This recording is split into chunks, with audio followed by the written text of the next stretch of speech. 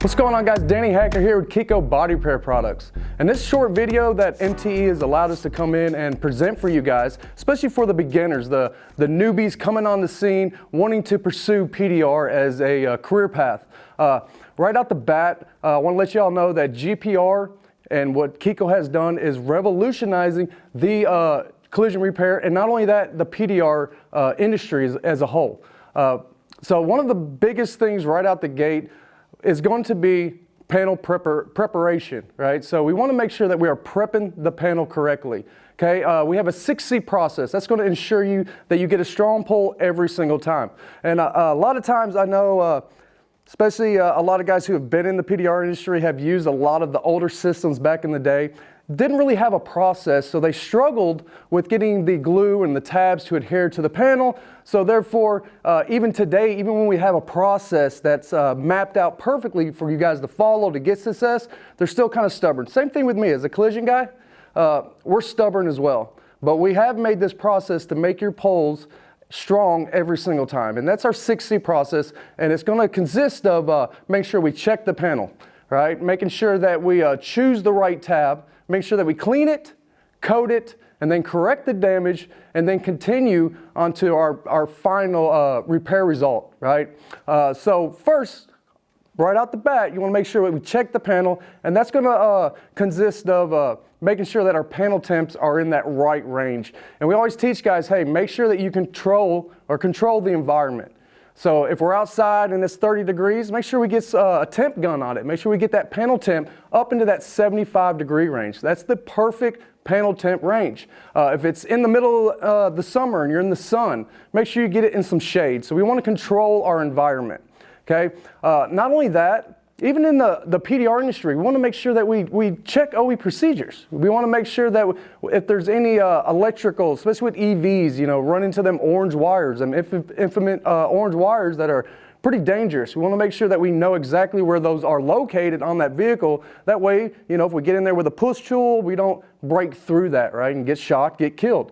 You want to make sure that we know where all the airbag sensors are at, because big damage, if we get on there and we start pulling or even pushing with push tools, you want to make sure that we stay clear or know exactly where airbag sensors are as well. So always just pull your procedures. It's also going to tell you the substrate of the material that you're working with, you know, because we know if it's aluminum or even high strength steel, both of those are stubborn substrates. Mild steel is going to be the easiest. Pulling the procedure is going to tell you the substrate that you're working with. After that, we want to go ahead and choose, right? So that's just choosing the tab we're going to use. And in our system, especially our level 2 system, the L2E, it's a brand new system that just came out. We have a what we call a tab print organizer. And it's going to lay out all of those tabs, kind of like a roadmap to a dent repair, right? Big dent, you're going to start right here in the larger tabs. If it's a smaller or medium tab, we're going to kind of move down, and it's going to have it laid out perfectly so you know exactly where to start. If we're working on held type damage, we're going to be right there in our smaller dead center round tabs and our crease tabs. So it's going to be laid out perfectly. You want to make sure you choose the right tab, because that's super important. I don't want to get off track, but especially as a new guy, when we're choosing a tab, we want to make sure that we're inside the crowns, okay? If for some reason you run into a situation where it's a complex dent, it is acceptable to oversize that tab, but we want to make sure that we oversize it in the blue material. The blue material is more flexible.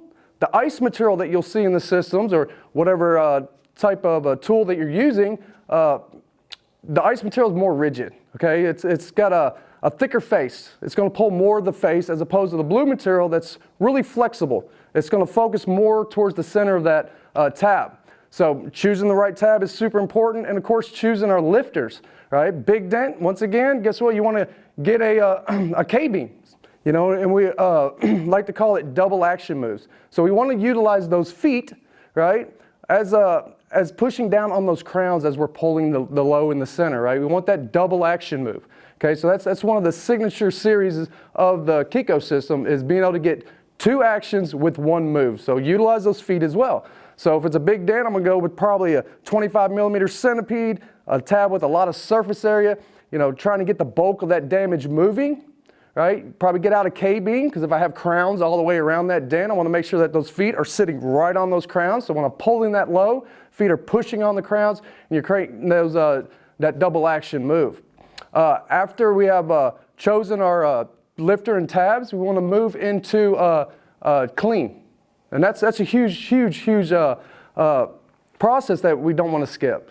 All right, because a lot of guys, you know, they kind of mow right over that process. We want to make sure that we clean that panel with 99% isopropyl alcohol.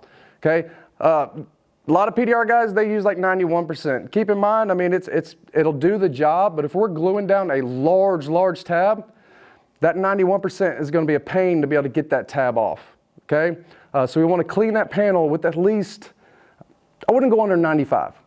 All right, so if it's 95, clean the panel with 95% isopropyl alcohol. Also clean your tab as well. Make sure you're always cleaning that tab. If we've been fumbling around with it, our fingers produce oils, and that oils transitions to the face of that tab, it's gonna, you know, mess up your pull, right? So make sure we clean that panel, clean the tab. And another thing that you can do as well to even promote even better adhesion is buff that panel.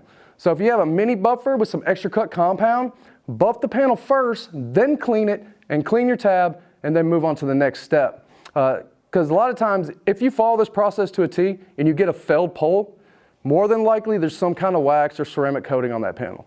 So, you know, I kind of teach, hey, just buff it first, just to make sure, you know, you get rid of any kind of that ceramic coating or waxes or anything, any kind of third-party contaminant that might be on that panel.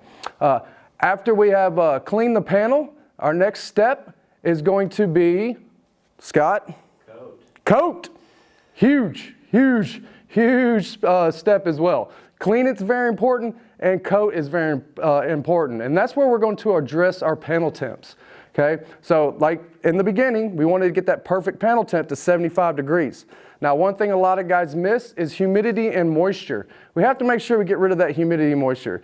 So there's a couple ways you can do that to get rid of the humidity and moisture. I know the PDR community, they use a torch most of the time. It's convenient for them. But if you're using like a heat gun, you want to make sure you warm that panel to 120 degrees. Humidity and moisture cannot survive in those temps, and that gets rid of all of that humidity and moisture. Also, you want to warm that tab up, because you got to think that glue's coming out of the glue gun smoking hot. If I have a cold panel or even a cold tab, the moment I coat that tab with that hot glue, it's going to shock it.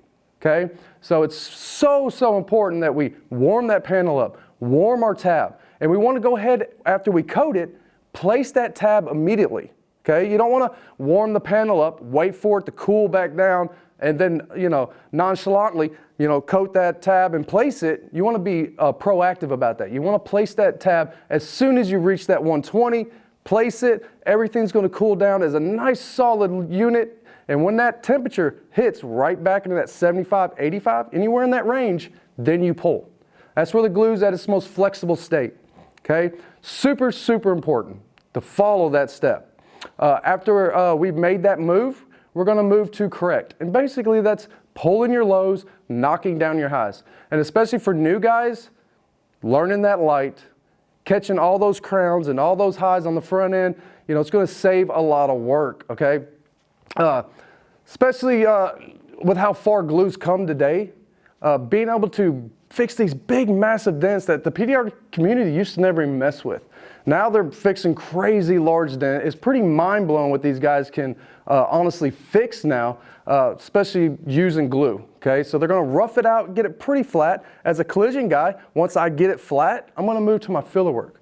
PDR guy, you know, 9 times out of 10, he might move to his push tools to kind of finesse the rest out. But we're able to move a ton of metal and substrate with glue now. So, you know, it opened up a humongous avenue for PDR guys to really start getting in there and, you know, making $4 grand off a repair. I mean, honestly, you got to think, you know, if it's in a collision shop, you know, we got R&Is, we got a blend, we got, you know, all this interior work we got to do. And if you guys can save that panel from going to a body shop, you need to charge just as much as that body shop. Don't cut it. You're doing a very good repair. You're doing a less invasive repair. So make sure you guys are getting billed accordingly as well. After we've corrected a lot of that damage and got it to where we want it to be, we move into correct. or continue, sorry. And that's basically going back through that process again until you get to your final result. So thank y'all so much for watching. And for you new guys, follow that process. When you get into glue pull repair, follow that prep process because it's going to save you a ton of time. Okay, because like I was saying before, a lot of guys, they just glue a bunch of tabs. Sometimes it pulls, sometimes it don't. You follow that process, you're going to get a strong pull every single time, and it's going to save you a ton of time by the time you get done with that repair. So Danny Hacker with KECO Body Repair Products, thank y'all so much for watching, and we will see you soon.